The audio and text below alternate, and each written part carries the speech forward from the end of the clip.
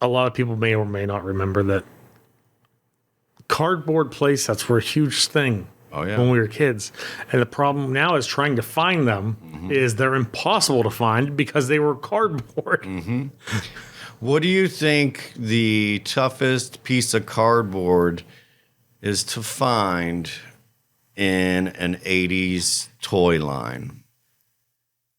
Cobra Missile Command Center.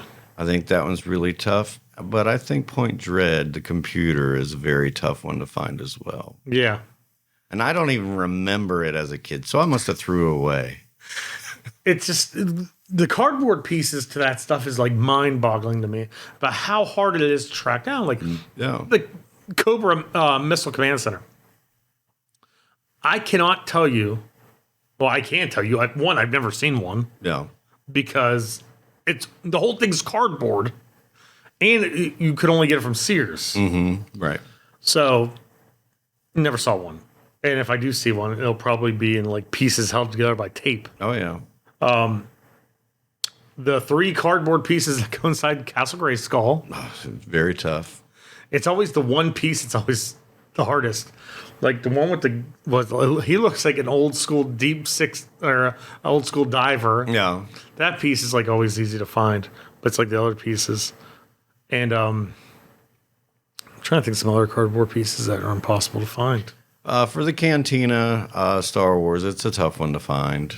The one that goes on the back. The backing piece. Yeah, which they reused that mold, and it was for Butch and Sundance. So it was a bar saloon. That one's a very rare one it's hard to find as well. Like it's even more rare than, I would say it's up there with the Missile Command.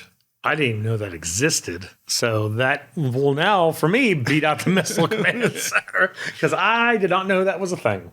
It was all I loved Cowboys and Indians when I was younger too.